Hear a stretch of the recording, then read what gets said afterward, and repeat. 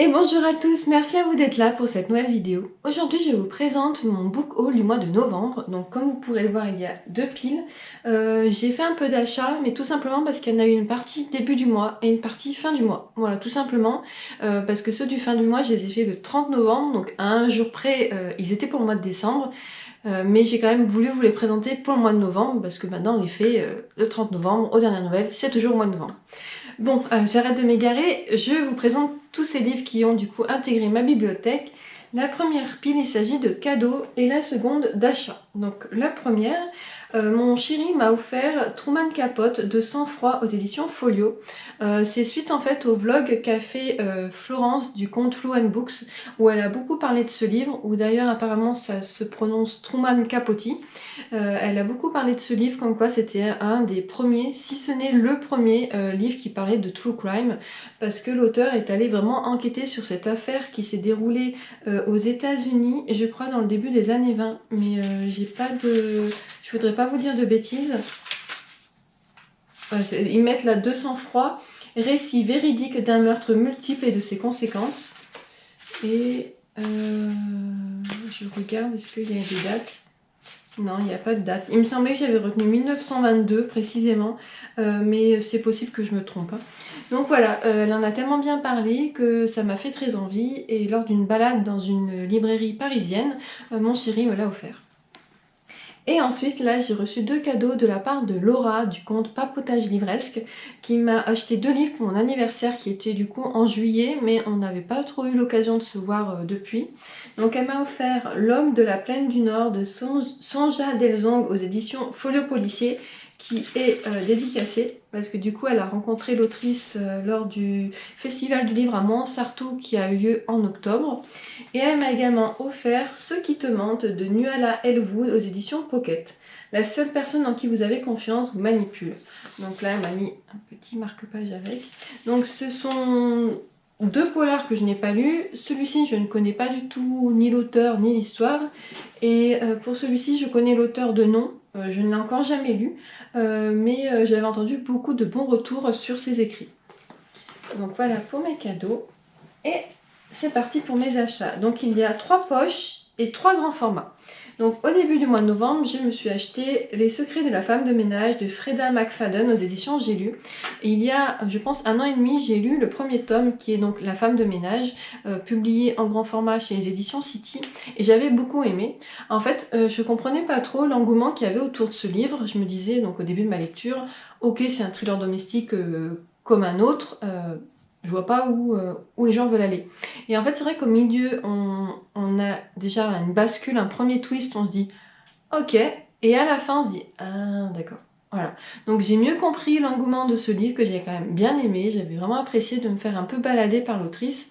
Et de ce que j'ai entendu, les deux suivants, donc il y a Les secrets de la femme de ménage et La nouvelle vie, non c'est pas ça. Je vous mettrai la couverture à côté, j'ai plus le nom. Ça se déroule aussi avec le personnage Millie, j'ai plus son nom de famille mais c'est Millie. Et bah je me suis dit lui est sorti en poche, pourquoi pas découvrir ce tome 2 qui est, je trouve, assez... les avis dessus sont assez différents. J'ai entendu du très bon comme du moins bon. Donc je verrai bien. Je me suis également procuré Elle Kennedy The Goal, le tome 4 de la collection Off Campus aux éditions Hugo Poche. Lors d'une de mes dernières vidéos, j'avais fait un vlog consacré à un week-end pluvieux où j'avais lu le tome 2, le tome 3 de cette saga. Et là, j'avais envie de la continuer. Il y a un tome 4 donc, qui est sur Tucker, un de leurs amis, et le 5e qu'ils appellent The Legacy, et sur, je crois, tous les personnages, mais 5 ans ou 10 ans plus tard. Donc je pense que lui, je me l'achèterai l'année prochaine. Et je lirai celui-ci d'abord, parce que j'avais vraiment envie de savoir comment allait se dérouler cette romance. Et donc hier, au moment où je tourne la vidéo, j'ai acheté Hors d'œuvre et préjugés d'Émilie Parizeau aux éditions Hugo Poche. Donc que j'ai eu la chance d'avoir dédicacé, car l'autrice était présente à Cultura Mandelieu, donc anciennement la librairie où je travaillais. Et ben en fait ce livre me fait de l'œil depuis qu'il est sorti en octobre, non, en août. Je m'étais toujours dit oui, bon, tu l'achèteras un peu plus tard. Et il y a quelques semaines, mes amis libraires m'avaient dit bah on va la recevoir très bientôt en dédicace, en mois de novembre, donc bah, si tu peux, attends.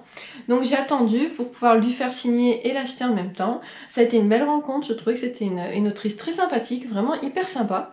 Et j'ai hâte de le lire parce que lors de mon club de lecture, Pamela et Floriane en ont parlé, et en bien. Donc voilà, j'ai vraiment hâte de le lire.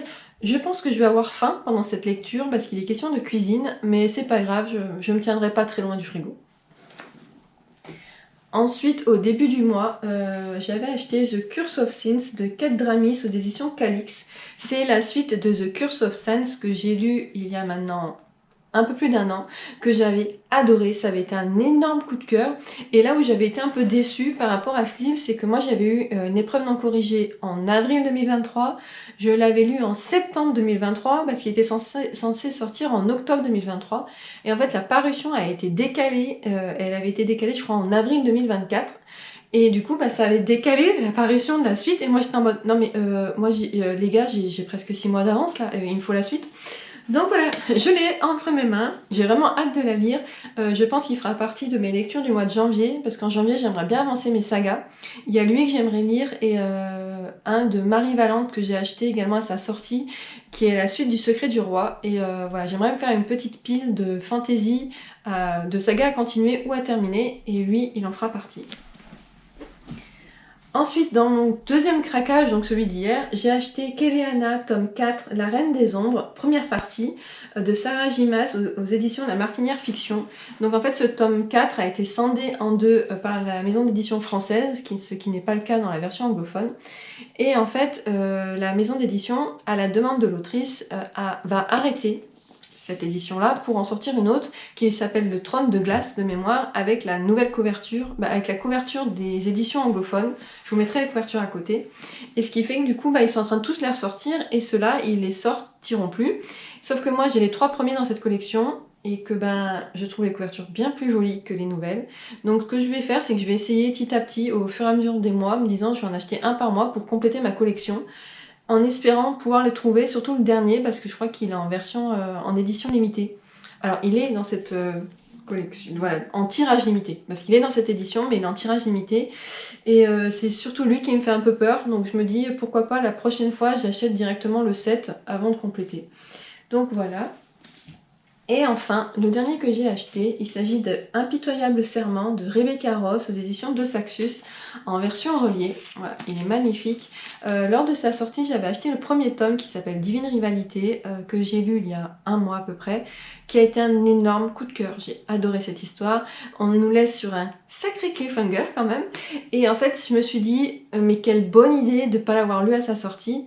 En fait, je l'ai lu en début novembre, tout simplement parce que je savais que celui-ci sortait à la fin du mois. Et je m'étais dit, avant d'acheter une suite où potentiellement tu sais pas si tu vas aimer le premier tome, lis le premier. Voilà, maintenant j'essaie de faire ça. C'est-à-dire que quand un tome m'intéresse, surtout en collector chez de Saxus, je me dis, lis au moins celui d'avant, parce que si celui d'avant tu l'as pas aimé, tu l'as pas terminé, c'est pas la peine de dépenser de l'argent pour rien. Et j'ai adoré, donc du coup voilà, j'avais envie, j'attendais avec grande impatience ce tome-là, que je pense lire très bientôt, je pense au mois de décembre, au milieu de ma palle que j'ai fait spéciale Noël, romance de Noël. Il est fort probable qu'il va se glisser, parce que j'ai vraiment très envie de savoir comment continue cette histoire. Donc voilà pour mon petit book haul du mois de novembre. Il n'y a pas de SP ce mois-ci, tout simplement parce que je n'avais pas fait la demande auprès de la maison d'édition auquel je suis partenaire, XO, et voilà. Donc c'est pas plus mal non plus pour ma pile à lire, hein, que ça ne monte pas de folie. Je pense que du coup je vous ferai un prochain book haul en janvier pour mes... Je sais pas si je vais avoir des livres en cadeau, j'en ai aucune idée, mais je fais un calendrier de l'Avent avec mon amie Pamela, qu'on s'est créé nous-mêmes, et on avait comme consigne de se mettre 4 livres correspondant à chaque dimanche du mois avant Noël. Donc j'aurai au moins 4 livres à vous présenter. Donc voilà, j'ai hâte d'ouvrir mon calendrier. Vous, de votre côté, est-ce que vous connaissez certains des livres qui sont mentionnés? Pour tout ce qui est en poche, c'est ce qui est là. Ceux-là sont disponibles en poche. Et les autres, ils sont trop récents pourra être en petit format.